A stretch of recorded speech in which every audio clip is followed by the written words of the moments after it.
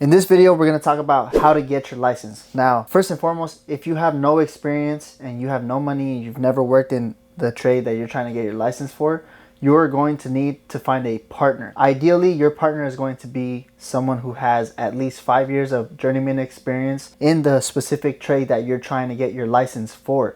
So if you're trying to get a carpenter's license or a roofing license, then the person applying for the license needs to have at least 5 years of experience in the roofing industry. And typically that's going to be through working for a roofing contractor, right? So if you don't have experience, this part is not going to be for you. You're going to need to find a partner. Now, how you find the partner, that goes back to networking, guys. So you got to talk to friends, family, go online, look for companies that are trying to sell their business that, you know, you could potentially maybe work a deal with the owner, have him stay as the license holder, and then maybe you operate the business. Whatever you got to do to find your partner, that's step number one for you if you have no experience. Now, if you're the one that has the experience and you are looking to get your license, then step number one is going to be setting up your corporate entity. Basically, that's going to be your company, and you're going to have to file with the Secretary of State. You're going to have to incorporate your business. For example, if you're going to be a roofing contractor and you're trying to get a roofing license, the name of your company should have the name of your trade in it. So for example, if I was trying to start a roofing company, it would be HABLA Roofing Services,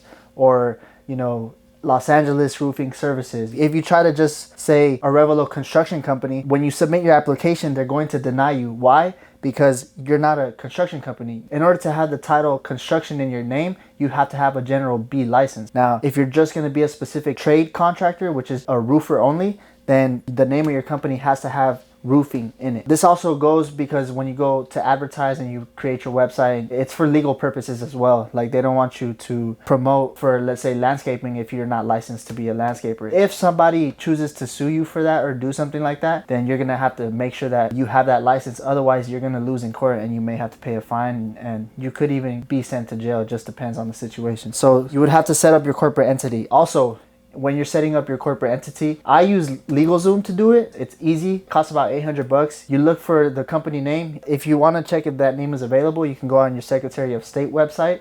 You can look up, do a business search, type the name that you're thinking about calling your company, and if it pops up, then it's already taken. But if it doesn't pop up, then you can use that name.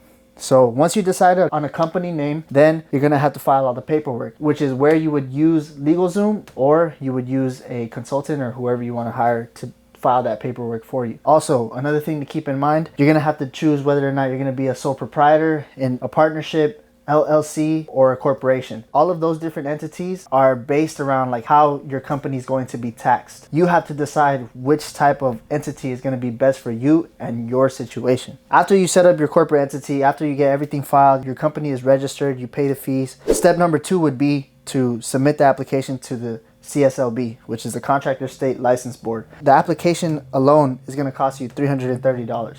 At least that's what it was before. As of now, if it changes in the future, then obviously it's going to be a number. But just know that there is a fee for submitting your application. For California, you can go on the CSLB website and they have the application on there. You can print it out, fill it out, and then send it back. However, you have to make sure that you fill out everything completely and accurately. And also, they're going to ask you to provide a certificate of work experience. So what that means is you have to prove that you have at least either 5 years of journeyman experience in that trade, or they'll also accept a bachelor's degree. You're gonna have to show proof that you have the experience to qualify for this license.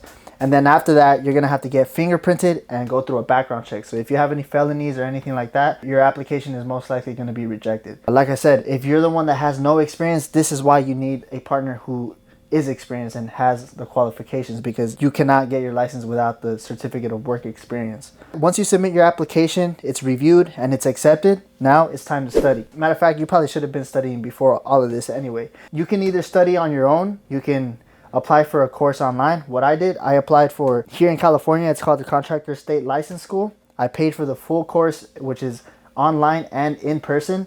It's a 4-week course.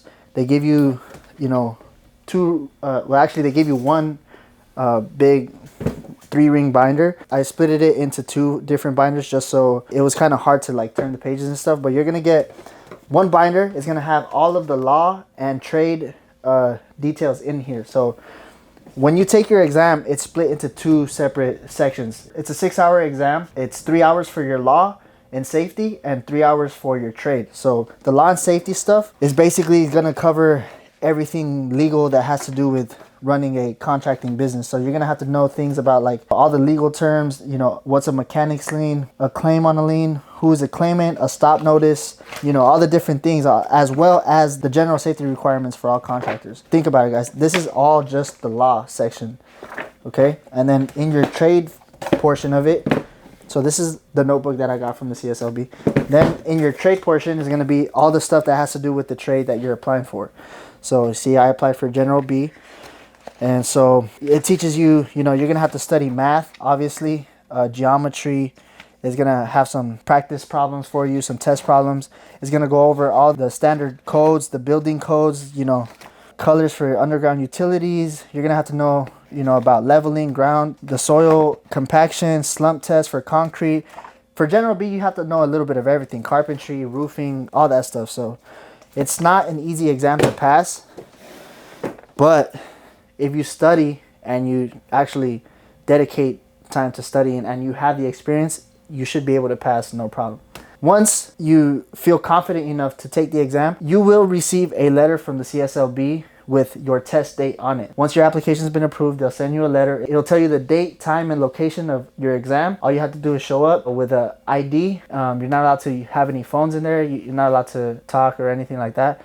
You show up, only just your ID, and then you know, you take your exam. Right after you finish your exam, it'll tell you immediately whether you passed or failed. And you don't even need to get like 90% or anything. You just need to get like 60 something percent. I think 68% or 67. I don't really remember. It's been a long time since I took the test. Once you pass your exam, after that, you have to get bonded and insured. Either you can do that through the CSLB because they offer those services. You can do that through the school that you apply for if you get the course. They'll help you out with that. Or you can just go to an insurance agent and they'll do all that for you. Now, that's going to be mandatory. This is not optional. You have to get bonded and insured in order to comply with the Contractor State License Board. Pretty straightforward. This alone is going to take you some time, anywhere from 3 to 6 months possibly. And that's assuming you already have a partner or you already know who's going to qualify for the license.